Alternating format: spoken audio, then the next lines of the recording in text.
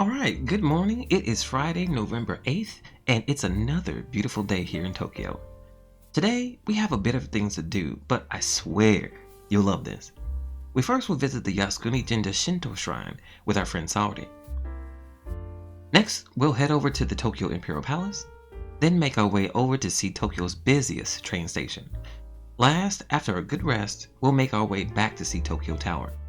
But before all that, let's go downstairs and have ourselves some breakfast. Again, we started our morning off with macaroni salad, some of what seemed like turkey sausage, fried noodles, and berry flavored toast or flavored toast. On the side, I picked up some miso soup. There's nothing like a good old cup of miso soup. And we're off to meet up with Saori in Itabashi. We hopped on our first train, but I have to say, even with a good breakfast, mornings are not my best time for function. Even though I planned out the route of how to meet Saori and where to go, we still ended up making some small errors on which train to take. It happens, so we put our heads together and figured out which line we needed to switch to. After much waiting, changing trains, we arrived in Iebashi. Once we met up with Saori led us across the city through back roads and schoolyards, and we finally arrived at the Yasukuni Jinja Shinto Shrine at the northwest entrance.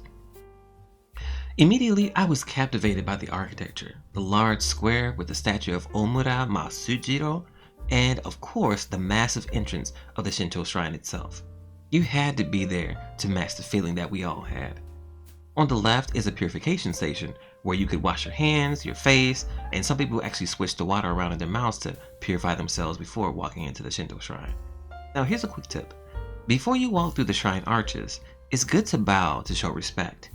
Just look at how massive these gates are. After walking into the shrine main gate, to the left is the Purification Retreat Building, or the shrine office. Straight ahead is the third Shinto Shrine Arch and the main hall. Again, we made our bow before passing through the third arch.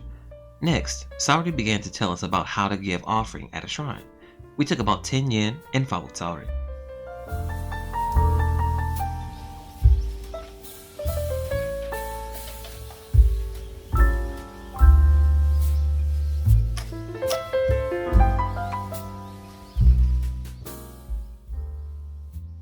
And there you have it. So soon after we were finished, a lot more people began to show up to pay their respects. Afterwards, we exited the main hall area and slowly walked west, passing the stamp office and the assembly hall. To our right were the cherry blossom trees and the No Theater. Continuing west is the Yasukuni Museum, the memorial statue which honors the horses, carrier pigeons, and dogs. As we walked south, there were more interesting items such as a monument to Dr. Pao of gratitude by the Japanese people and the military for Dr. Pao's work. His efforts in introducing modern medical practices such as preventing infectious diseases and promoting better hygiene significantly reduced illnesses and mortality among soldiers, which was vital to Japan's military campaigns during the Meiji era. Along that area were other memorials and a sacred pond garden. We parted ways with Saori so she can get back to work, while we headed in the direction of the Tokyo Imperial Palace. Upon our arrival, we noticed the west gates were closed and needed to trek to the other side. While walking around the palace, it really showed how beautiful Japan can be.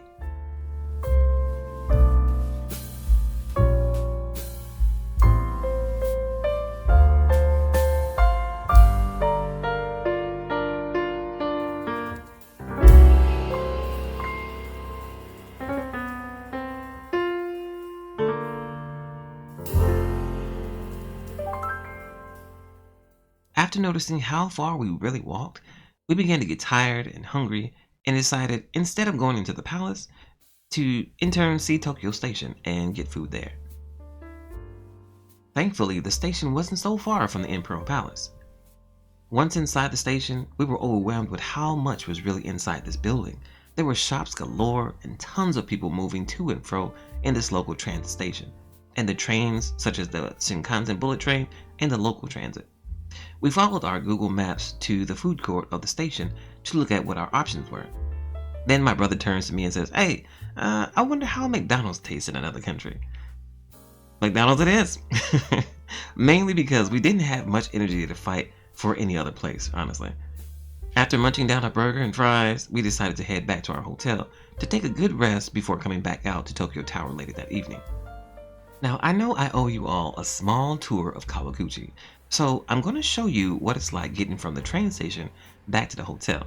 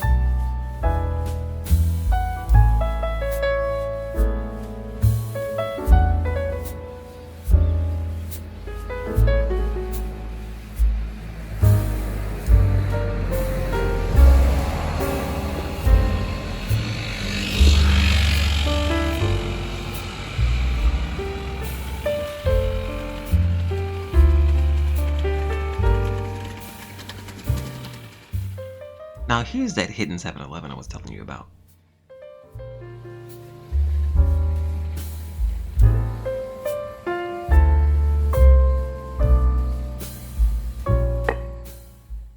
And back to the hotel.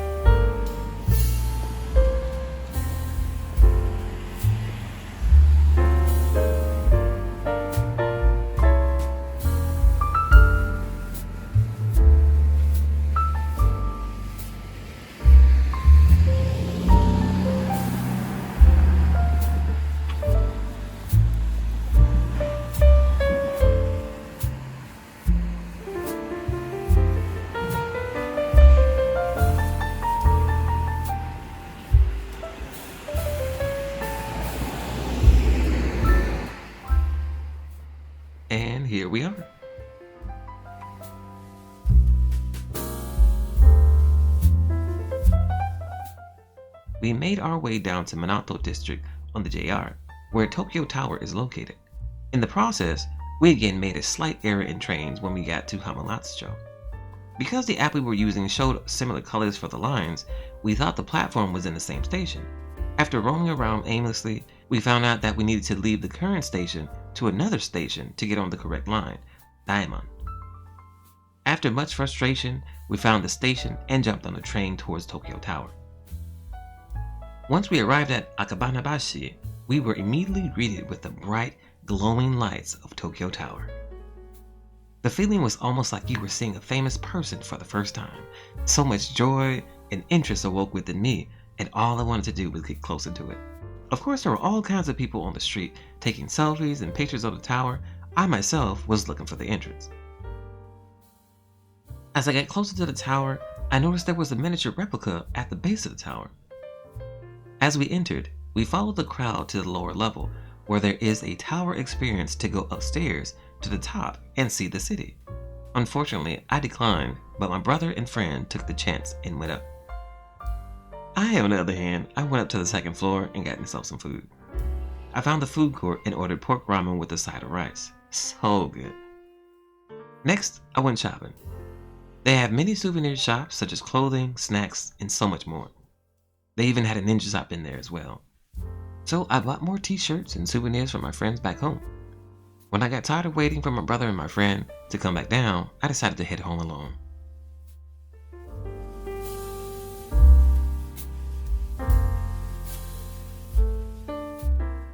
Well, that's our third episode of Let's Walk Japan. Come back for our next day, where we'll visit the Tokyo Samurai Ninja Museum. It's here where we will have a bit of fun training to become both a ninja and a samurai in a day. Then afterwards, I'll meet back up with Yoko's husband Steven to visit the Saya no Yudokoro, an authentic Japanese bathhouse. I can't wait to show you all. See you then. Ja ne.